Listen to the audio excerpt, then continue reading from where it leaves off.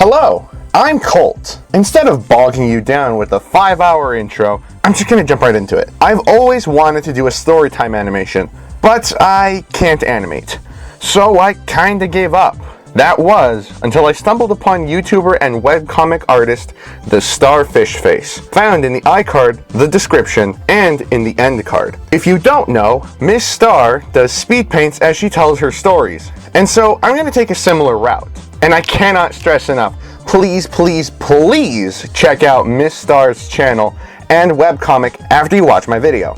Taking one more page from her book, let's play Hey Colt, what you doing? Well, I'm playing a scratch recreation of Getting Over It by Griff Patch, which can also be found in the description for you to play after the video. With all that being said, let's jump right into it. I get hurt a lot. Every day there's something that causes me pain. Just today, I smacked my funny bone on my desk. I don't know if it's because I'm incompetent, or if it's because God wants to toughen me up, or if it's because of some other third reason, but whatever the cause may be, I'm constantly getting hurt. However, I've never actually broken a bone before. I've sprained my ankle, which I'll talk about later, but I've never broken a bone, thank God.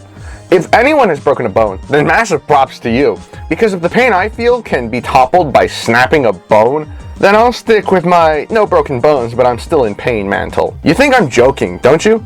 Nope. Just the other day, I burned my tongue drinking hot chocolate, and now my tongue is doing that thing where it's numb, and it also kinda hurts when I push it too hard. Something like that. My girlfriend was there to witness the burn, and you can bet she got a laugh out of that one.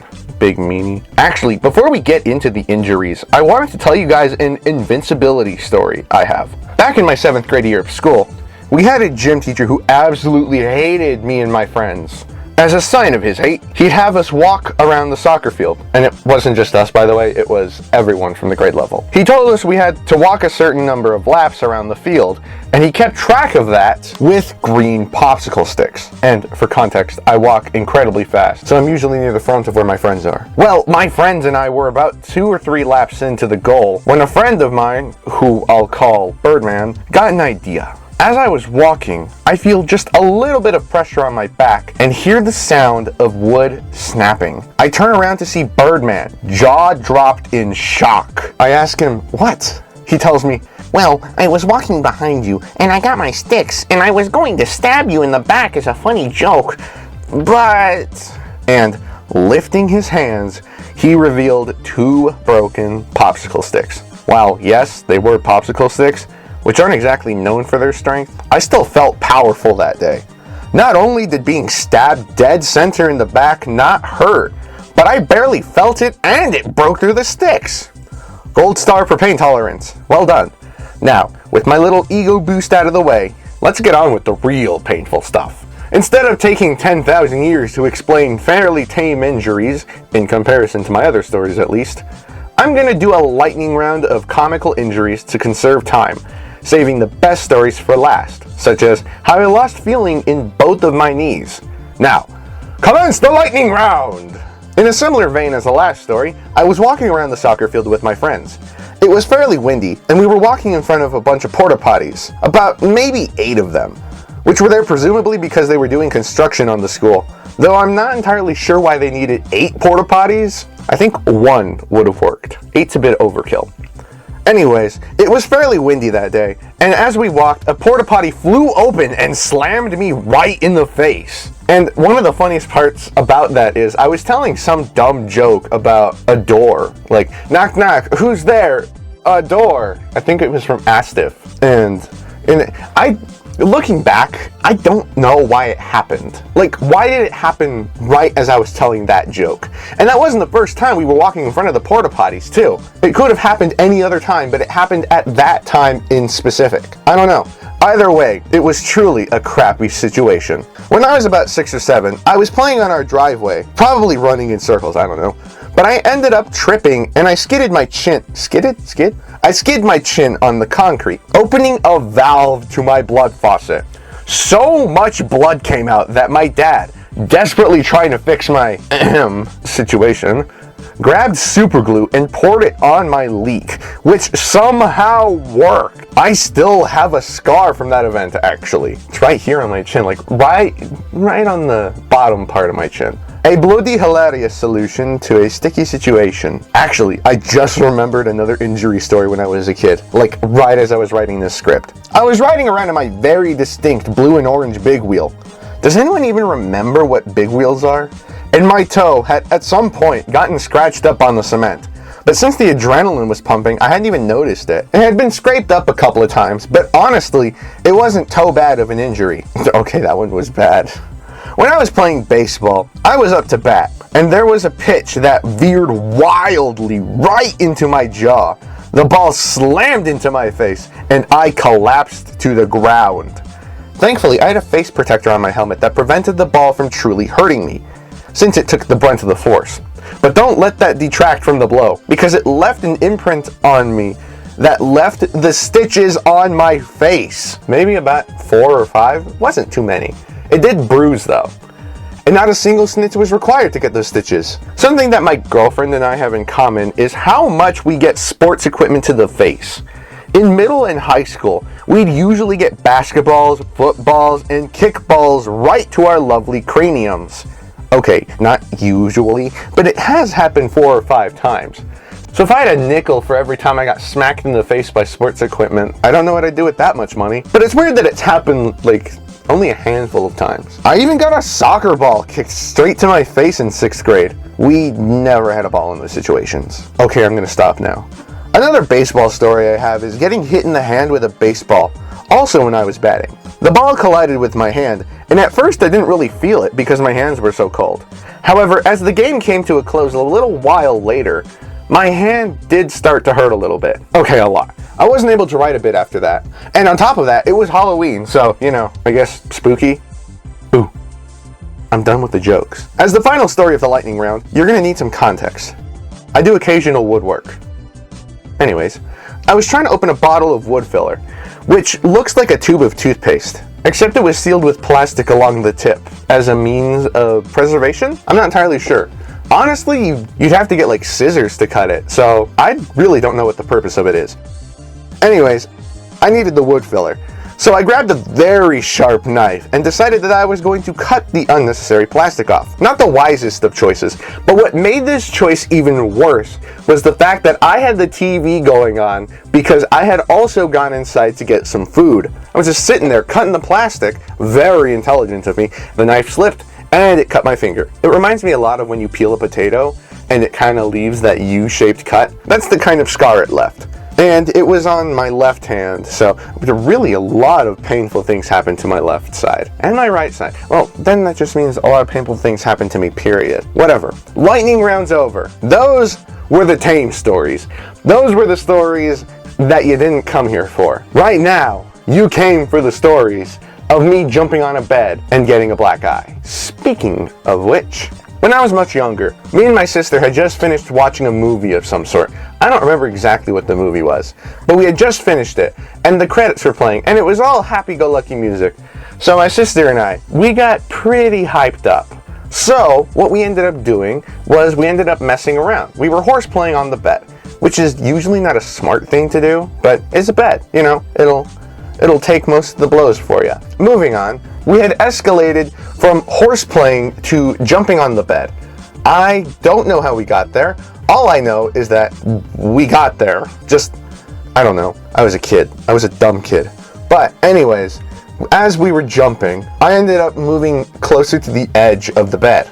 More context, in between the bed and the wall, there was maybe about a foot or two of space. And there was a painting hanging right on the wall. So, as I was jumping and I slipped off, my head collided with the wall and I slid down in between the crevice. Not as bad until you realize the painting also fell on me. I would have been perfectly fine. I would have came out unscathed if that painting did not fall on me. Because when the painting fell on me, it landed on my eye, giving me a black eye. I think that was my first black eye. I'm not too sure though. I do know that it was definitely one of the first black eyes I ever got. So this one also happened when I was a little kid. A lot of these stories happened when I was a little kid, only because I was very accident prone as a kid. I was very clumsy as a kid. This story is not one of those times. This is one of those times where life just took advantage of me. To get what? I don't know. But I was at Sunday school, and we were coloring whatever picture. We were coloring the empty tomb for Easter. It doesn't really matter. I also don't really remember. So we're coloring there, you know, we're just having a grand old time. And I dropped my crayon under the desk. So I'm like, oh, okay, I'll just get on my hands and knees and reach under the desk to grab it. Only problem is, when I pulled my hand back, I felt a sharp pain run down my elbow to my forearm. As I observed, I saw this huge gash from my elbow all the way down to my forearm. It was maybe about an inch from my wrist. That's how long the cut was. It was fairly bad. They did spend the rest of the class bandaging me up because, well, I was bleeding all over the place.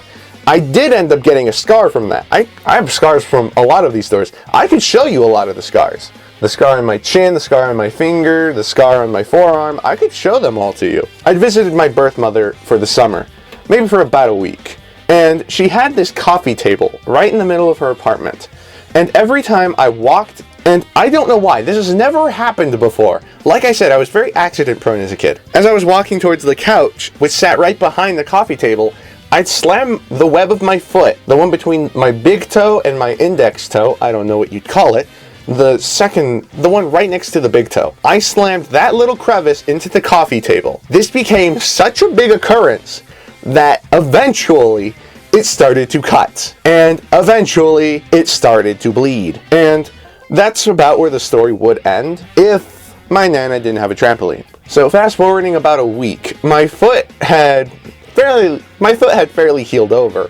And my sister and I were jumping on the trampoline. I think my sister and I just really like to jump, but whatever. We were jumping on the trampoline, and as we were jumping, my foot got caught on the net, and it broke the skin. This is honestly not too much of a gory story. I don't really have gory stories.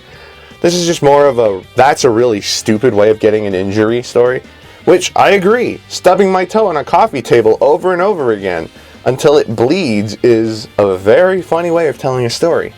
Also, little bonus story. I didn't plan on telling this story, but I also just remembered the story right now. Another one with me and my sister was, I was on a bunk bed, and as a kid, I really, really loved racing. That was always a big draw for me. And we had just bought me a checkered flag, like you'd see at races. And so I was sitting on the top of a bunk bed, and as I was waving my flag, like, oh my gosh, it's gonna be a close race, and he made it! The crowd goes wild, and I fall off the bunk bed and hit my head on the floor. I was fine. I was perfectly fine. Again, this is just more comedical than actually painful. I don't know why. Now we are on the second to last story. How I lost feelings in both of my knees. So for my left knee, I don't exactly remember what it was, but it wasn't too bad. I think it was that I fell on my knee a little too hard, and it won't feel. I barely feel anything, which is probably not good, but I don't know. I'm not a doctor. The next story, that one, okay, this one was crazy. So my brother, who also does baseball, was at a birthday party for one of his teammates. And they were all playing kickball, and also, for context, it was also super cold here, maybe below freezing. And they're all playing kickball, and they're like, come on, come in, Colt. And I was like, no, I'm fine. And then my brother's team is down a few points, and so finally I get up and I'm like, fine, I'll join, because I'm so good at kickball. I was also 5 years older than everyone. So I go in and I immediately kick the ball as far as it can go. I run around the first cone. This is kickball, so there aren't bases, there are cones. I run around the first cone. I run around the second cone. The ball is coming in hot. So I slide into the third cone and I pass it. And I'm like, I'm safe, right? Yeah, I'm safe. I was not safe because I didn't stop when I reached the cone. I kept going. Physics. Who knew? I kept sliding, and to my dismay, I saw a giant metal pole in the ground. And as I tried to maneuver my feet away from the pole, my knee collided right into it. I could not walk without a limp for quite some time after that. I'm telling you, a lot of these stories are much more comedical. That one did hurt a lot though. That was probably the most pain I felt in my life. Actually, the second most pain I felt in my life. The first most being this final story. This final story takes place maybe a year and a half ago, and I was at my cousin's wedding. I'm usually not a dancer. I don't like to dance. However, if I do go out onto the dance floor and I start dancing, you won't stop me. So I eventually get pulled out onto the dance floor, and I'm dancing my life away like there's no mañana, and I end up twisting my ankle. I didn't think it was that bad, so I walk over, and my dad, who was also at the wedding, he looks at me and he goes, well, you should probably just walk it off. You sprained your ankle, you'll be fine. So I do end up going over and I'm walking and I'm dancing, but by the time the wedding comes to an end, it's still hurting. So I'm like, well, hopefully it'll be fine tomorrow. Then tomorrow came around. The following day was a Sunday, and I usually help out a lot at my church. On this very particular day, I had to run the cameras. And the way the church sets up our cameras is we have 4 kinds of cameras. We have a handheld camera, we have 2 cameras set at the edges of the auditorium, and we have one right in the middle. We usually have about 1 person running the camera while I run the handheld camera. However, no one had shown up that fateful day. So, me and my twisted ankle, which I had earlier found out was actually a sprained ankle, which hurt immensely and was wrapped in tape so tight that my toes were turning purple. My toes were turning purple. It's my favorite color, but I don't want my toes to be turning purple. So no one had shown up to do the camera duty. And the person running the cameras, we'll call her Ruby. Ruby, she's like, hey, no one has shown up to the cameras. Could you set up a shot to the camera on the far left and run the camera on the far right? And I said, yeah, sure. And I'm walking over. I just set the shot from the leftmost camera, and I was walking over to the rightmost camera, and I was like, wait a minute, I can do much better than this. I can walk from each camera and set the angles. I was like, yeah, I can do that. Shouldn't be too bad. And if push comes to shove, God will carry me through it. He usually does. He always does. And so that was the goal. For the 30 minutes, let me repeat, 30-minute worship, I was moving back and forth on a sprained ankle adjusting the cameras. And for those of you that have never felt the power of a sprained ankle, just go outside and twist your ankle really, really bad. Then walk a few laps around the football field. That is what I felt. Oh, then wrap up your foot so tightly that you can't even feel it. All you feel is the pain. Then walk around the football field a couple times. That is the pain I felt going through that very same scenario. It hurt so badly that by the time the service ended, I walked over to Ruby and I told her, listen, I'm all for helping you, but I don't think I can do it on a sprained ankle. I don't think I could do this ever again. And she looks at me, and with the most deadpan expression ever, she tells me, oh, you didn't have to do that. Really? Yeah, I mean, I know I didn't tell you to, but you really didn't have to. I could have worked with the middle camera. I know I had put it upon myself, and I know that God pulled me through it, but that kind of hurt me. However, as I've said before, the pain of a sprained ankle could not compare to the pain of a broken bone. That would probably hurt so much more than my little bitty sprained ankle. But those are the stories that I have for you. Those are the endless stories of my pain and suffering. I could make another video about sicknesses because I have gotten sick a couple of times, but not too many, honestly. I get sick really bad once every 5 years or so, but then it just never comes around again. Me and my girlfriend did end up getting COVID though, but that doesn't really make for much of a good story. It was just, oh, we had to quarantine. If you want to see a sickness story, I could lie. That's a joke. I would never lie to you guys. I don't think I'd make a sickness story time because, well, there's nothing for me to really say. I do have a lot of other great stories. So if you want to hear them, go ahead and tell me. And if you want a specific subject you want me to hear from, go ahead and tell me that too. I've got a couple of ideas for the upcoming videos, but this was just like a pilot, proof of concept. And if you want to see more, show me you want to see more. Tell me you want to see more. If you don't, then, don't tell me anything.